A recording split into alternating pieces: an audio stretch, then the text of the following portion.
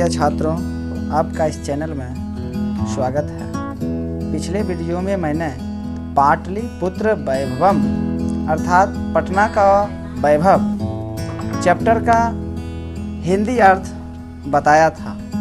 आज मैं इस चैप्टर का क्वेश्चन आंसर लेकर के आया हूँ। तो चलिए शुरू करते हैं इस चैप्टर का क्वेश्चन आंसर।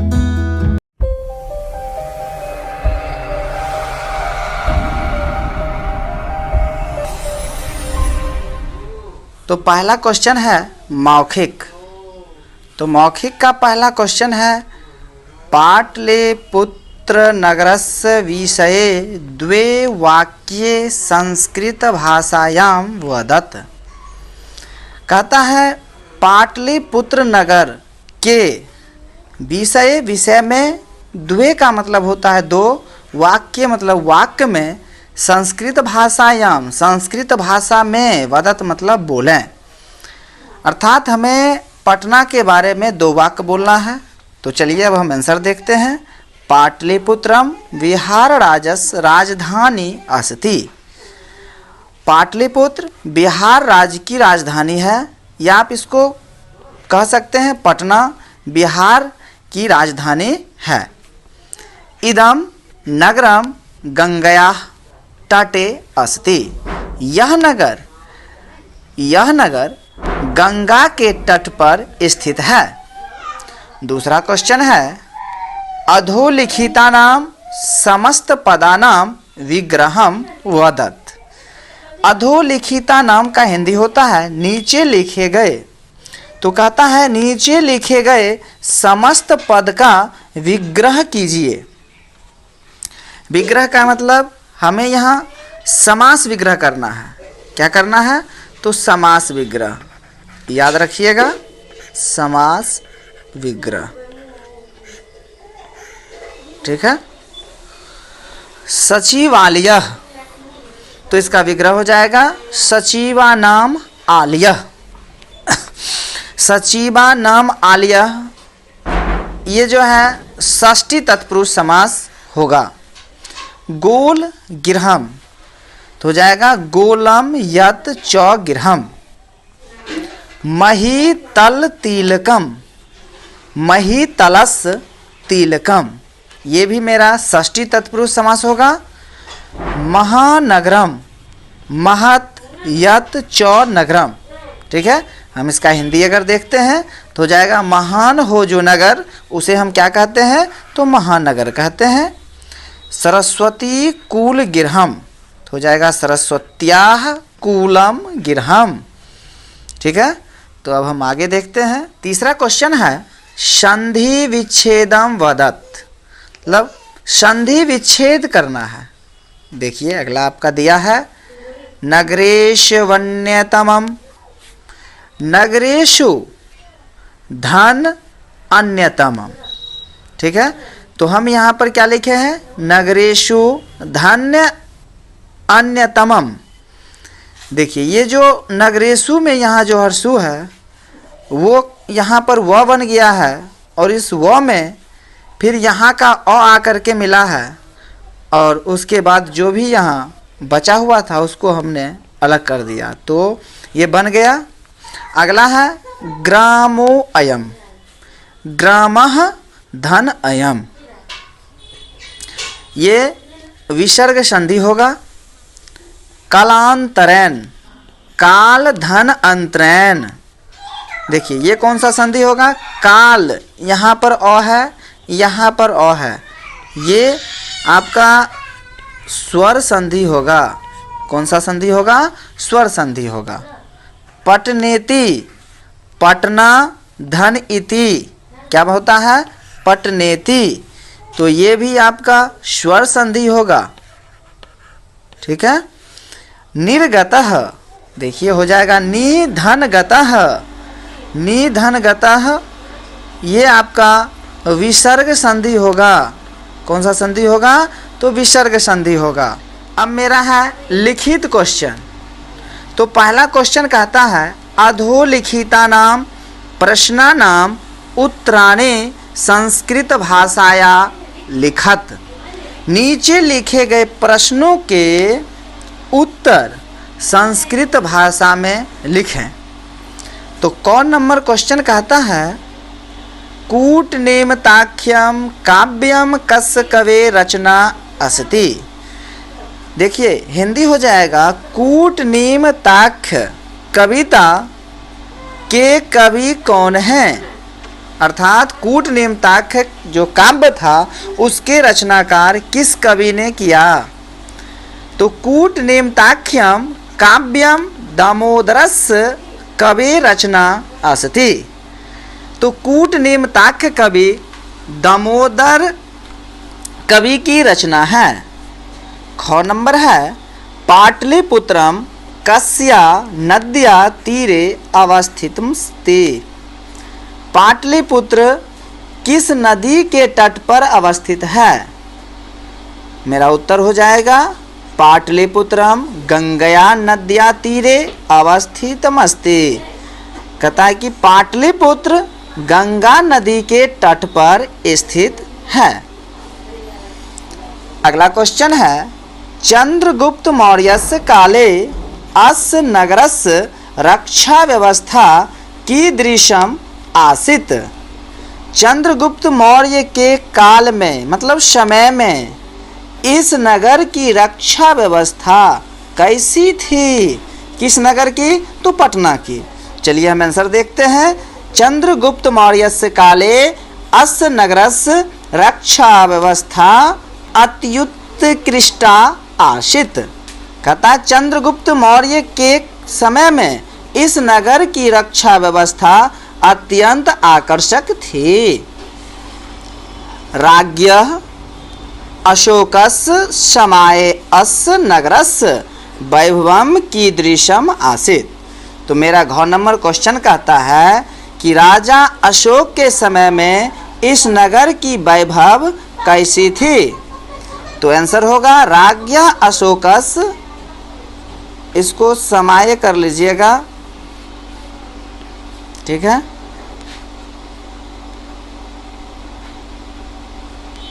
समाये अस्य नगरस्य वैभवम् सुतरां समृद्धम् आसीत्। अंगो क्वेश्चन है काव्य मीमांसा नामकम ग्रंथम कः अलिखत। काव्य मीमांसा नामक ग्रंथ कौन लिखे। देखिए भूतकाल में है इसलिए इसमें अ लगा हुआ है। लिख धातु को लंग लकार में लिखा हुआ है तो इसलिए हो गया अलिखत। तो मेरा आंसर हो जाएगा काव्य मीमांसा नामकम ग्रंथम राजशेखरः अलिखत। काव्य मीमांसा नामक ग्रंथ कौन लिखे हैं, तो राजशेखर लिखे हैं। कौन लिखे हैं, तो राजशेखर। अगला 2 नंबर क्वेश्चन है अधोलिखिता नाम शब्दा नाम संधि विच्छेदम कुरुत। नीचे लिखे गए शब्दों का संधि विच्छेद करें। देखिए कहता है पाणिनि पिंगलाविः, संधि विच्छेद हो जाएगा पाणिनि पिंगलो धन ईह अत्युत्कृष्टासीदिति। ये इसको 3 भाग में है, अति उत्कृष्टा आसित और इति 4 भाग में तोड़ा गया है। अति धन उत्कृष्टा धन आसित धन इति, यानी कि ये 4 जो है इसको मिलने से एक शब्द बना है जो है अत्युत्कृष्टा सीदति। उत्सवश्च उत्सवा धन च, ये जो विसर्ग है इस विसर्ग का यहाँ पर तालंब श आपको दिखाई दे रहा है। अस्योत्रस्याम, अस धन उत्रस्याम। गांधी सेतुर्नाम, गांधी सेतु धन नाम। गांधी सेतु धन नाम क्या होता है, गांधी सेतुर्नाम। आगे देखिए नगरस्यास्य, नगरस्य धन अस्य। पुष्पाश्रिता। यहाँ पर देखिए हो जाएगा पुष्प धन आश्रिता, क्या बनाता है? पुष्पाश्रिता। ठीक है। अब अगला क्वेश्चन है आपका संधि कुरुत। अभी हमने संधि विच्छेद किया था, अब है संधि कुरुत। तो अब हम संधि देखेंगे। तो संधि मतलब होता है जोड़ना, ज्वाइंट करना। बहुलम धन उत्पादनम, बहुलम धन उत्पादनम, तो हो जाएगा बहुलमोत्पादनम। देखिए ये म जो हलंत लगा हुआ था और यहाँ पर जो हर्षऊ था, ये इसके साथ मिल करके म हर्षुकार बना दिया है, और इसके बाद जो भी शब्द था वो सारा एक साथ मिल गया है। गंगयाः धन तीरे, फिर देखिए इसको हम संधि करेंगे तो यहाँ जो है ये विसर्ग, इसके स्थान पर स्व आएगा, लेकिन यहाँ पर तो है इसलिए जो है दंत स्व आएगा। तो हो गया गंगयास तीरे। नगरे धन अस्मिन, देखिए नगरे धन अस्मिन हो गया नगरे अस्मिन। अब कहिएगा सर यहाँ का जो अ है वो कहाँ गया?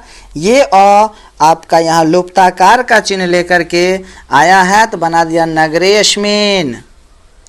चौ धन अस्ति होता है चासती, चौ का अ और अ दोनों मिल करके क्या बनाता है? तो आ बनाता है।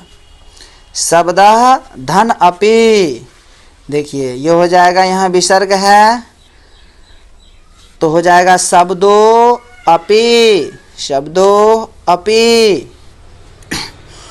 सर्वदा धन आक्रांतम, तो यहाँ आ और यहाँ आ, तो हो जाएगा सर्वदा क्रांतम। इति धन एते होता है इत्येते। 4 नंबर क्वेश्चन है अधोलिखितानां पदानां स्ववाक्येषु संस्कृते प्रयोगम कुरुत, मतलब नीचे लिखे गए पदों का अपने वाक्य में संस्कृत में प्रयोग करें। यद्यपि, यद्यपि कहता है यद्यपि त्वम किम करोषि, ठीक है। संप्रति, अब संप्रति से वाक्य बनाना है तो संप्रति भवान कुत्र निवसी, कहता है संप्रति आजकल, भवान का मतलब होता है आप, कुत्र मतलब कहाँ, निवसी मतलब होता है रहते हो। हो जाएगा आजकल आप कहाँ रहते हो, या आजकल आप कहाँ रहते हैं। अतीव, सीता अतीव सुंदरम बालिका अस्ति, सीता अति सुंदर बालिका है अर्थात लड़की है। नगरम, इदम नगरम अति सुंदरम आसीत, यह नगर अति सुंदर है। अत्र त्वम अत्र गच्छ, तुम यहाँ आओ। चलिए अब हम आगे देखते हैं 5 नंबर क्वेश्चन। रिक्त स्थानानि पूर्यत, रिक्त स्थान को पूरा करना है, खाली जगह जो रहता है उसे हमें भरना है। कहता है गंगया ऊपरी गांधीर सेतुर्नाम महादेशस्य दीर्घतमः सेतु अस्ति, कहता है कि गंगा के ऊपर गांधी सेतु नाम किस महादेश में, डैश महादेश का दीर्घतम सबसे बड़ा पुल है। तो गंगा जो है वह गांधी सेतु पुल पर है, तो गांधी सेतु पुल जो है, गांधी सेतु पुल पटना में है, तो पटना किस महादेश में है, तो एशिया महादेश में, इसलिए हम खाली जगह में क्या भरेंगे, एशिया। ख नंबर है पाटलिपुत्र नगरे प्रसिद्धम गोलगिरहम अस्ति, तो पाटलिपुत्र नगर में प्रसिद्ध डैश है, तो क्या है, गोल घर है। हमने इसमें क्या भरा, तो गोल घर। पाटलिपुत्रस्य नामांतरम डैश प्राप्येत, पाटलिपुत्रस्य नामांतरम डैश प्राप्यते। कहता है कि इसमें पटना का दूसरा नाम डैश प्राप्त हुआ। तो क्या प्राप्त हुआ? तो कुसुमपुर, या आप इसमें पुष्पपुर भी भर सकते हैं, कोई दिक्कत की बात नहीं है, क्योंकि ऑलरेडी आप चैप्टर में पढ़ चुके हैं, समझ चुके हैं कि पटना में जो है फूलों की खेती होती थी, तो वहाँ से ये इसका नाम लिया गया था कुसुमपुर या पुष्पपुर। घ नंबर है कौमुदीम उत्सवः डैश अतीव प्रचलितः। तो कौमुदी उत्सव किसके शासनकाल में प्रचलित था? जो आप लोग पीछे पढ़े हैं, तो इसका आंसर हो जाएगा गुप्त शासन काले, मतलब गुप्त शासन काल में। पाटलिपुत्रस्य डैश दिशि गंगा नदी प्रवहती। कहता है कि पटना के डैश दिशा में गंगा नदी बहती है। तो किस दिशा में? तो उत्तर दिशा में, इसलिए इसमें क्या हो जाएगा? उत्तरस्याम। गोविंद सिंह सिख संप्रदायस्य डैश गुरु आसित। गोविंद सिंह सिख संप्रदाय के डैश गुरु थे। तो वो कौन गुरु थे? तो 10वें गुरु थे, इसलिए खाली जगह में क्या भराएगा? 10वां। चलिए, अब आप लोग का खाली जगह पूरा हो चुका है, तो अब हमें अगला क्वेश्चन देखना है। क्वेश्चन नंबर 6, अधोलिखितेषु वाक्येषु रेखांकित आधारीकृत प्रश्न निर्माणम कुरुत। कहता नीचे लिखे गए वाक्य में जो रेखांकित है, जिसके नीचे रेखा खींची गई है, उसके आधार पर आप प्रश्न निर्माण करें। देखिए, क में लिखा है तत्र तीर्थयात्रिणः दर्शनार्थमायान्ति। देखिए, तीर्थयात्रिणः को अंडरलाइन किया है, तो तीर्थयात्रिणः ये मेरा बहुवचन में है। अगर हम इसके जगह पर के लिख देते हैं, के मतलब जो कह से चलता है, तो इस कह का जब शब्द रूप लेकर के हम यहाँ के लिखेंगे, तो मेरा क्वेश्चन बन जाएगा कि वहाँ कौन दर्शन करने के लिए आते हैं? तो तीर्थयात्री आते हैं। देखिए, ख नंबर में मध्यकाले पाटलिपुत्रम वर्ष सहस्र परिमितम जीर्णाताम वनभूत। कहता है कि मध्यकाल को अंडरलाइन किया, मतलब मध्यकाल में। तो देखिए, तो हम यहाँ पर आंसर में लिखेंगे कस्मीन, मतलब किस में? तो मध्यकाल में। पाटलिपुत्रम वर्ष सहस्र परिमितम जीर्णाताम भूत। मुगल काले पाटलिपुत्रस्य समुद्वारो जातः। तो पाटलिपुत्रस को अंडरलाइन किया है, तो इसके जगह पर हम क्या लिखेंगे? कस। तो हो जाएगा मुगल काले कस समुद्वारो जातः। घ नंबर कहता है तत्र सर्वे जनाः आनंदमग्नाः अभुवन। देखिए, इसमें किसको अंडरलाइन किया है? तो आनंदमग्नाः को अंडरलाइन किया है, मतलब आनंद मग्न हुए। देखिए, आनंद मग्न, तो यहाँ पर हम लिखेंगे कीदृशी, मतलब कैसा हुए? तो आनंद मग्न हुए। तो हो जाएगा तत्र सर्वे जना कीदृशी अभुवन। तत्र भगवान बुद्धः बहुकृत्वा। देखिए, यहाँ पर आप कर लीजिएगा समागतः।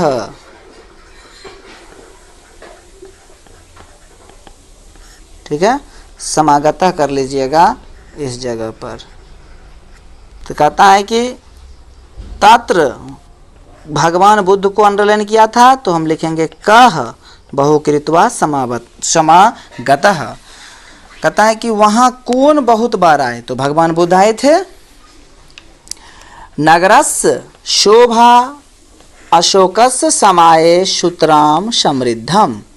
देखिए, अशोकस को अंडरलाइन किया है। कहता नगर की शोभा अशोक के समय में बहुत ही अच्छा था, तो अशोक के जगह पर हम लिखेंगे कस। तो हो जाएगा नगरस्य शोभा कस समाये सूत्राम समृद्धम। चलिए, तो मेरा अगला क्वेश्चन है क्वेश्चन नंबर 7। रेखांकित पदेषु प्रयुक्तां विभक्तिं लिखत। कहता है रेखांकित मतलब जिसको रेखा जिसके नीचे खींचा गया है उसमें प्रयुक्त विभक्ति को लिखें। तो देखिए क नंबर कहता है काले काले उत्सवा भवंती अस्मौ। तो काले काले को अंडरलाइन किया है। देखिए काले काले मतलब होता है समय समय में, तो में सप्तमी विभक्ति का होता है, तो हमने आंसर में क्या बताया सप्तमी विभक्ति, इसलिए क्या हो जाएगा सप्तमी विभक्ति। ख में है तस् संकेतः अनेकेषु ग्रंथेषु लभ्यते। ठीक है, तस् देखिए बालक शब्द रूप अगर आपको याद होगा तो बालकस होता है, उसी प्रकार यहाँ क्या है तस्, तो बालकस में षष्ठी होता है, इसलिए हो जाएगा षष्ठी विभक्ति। इसको ठ कर लीजिएगा, षष्ठी विभक्ति होता है, षष्ठी कर लीजिएगा। ठीक है, नगरम इदम पटनेति नामना प्रसिद्धम गात। देखिए नगरम को अंडरलाइन किया है। नगरम फल शब्द रूप के अनुसार ये चलेगा, नगरम तो फलम तो प्रथमा विभक्ति होती है, इसलिए इसका आंसर क्या हो जाएगा प्रथमा विभक्ति।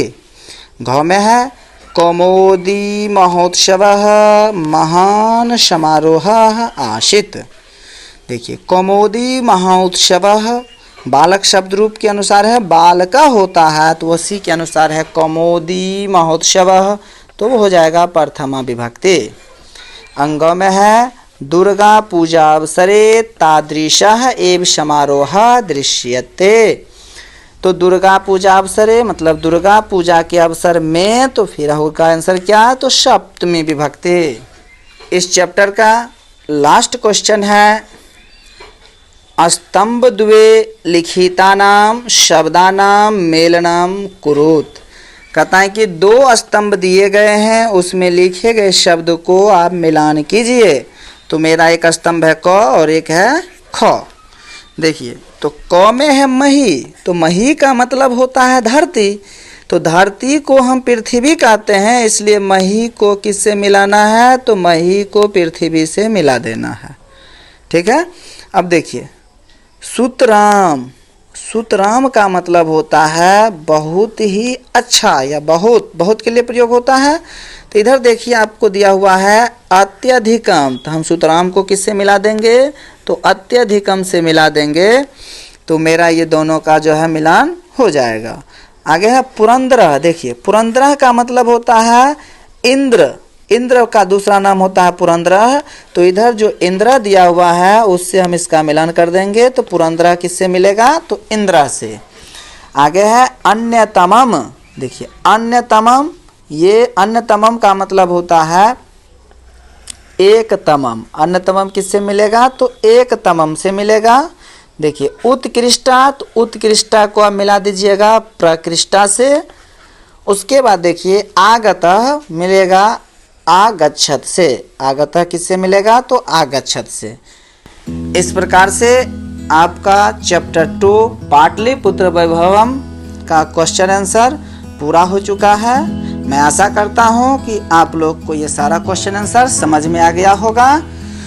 तो आप लोगों को बहुत बहुत धन्यवाद।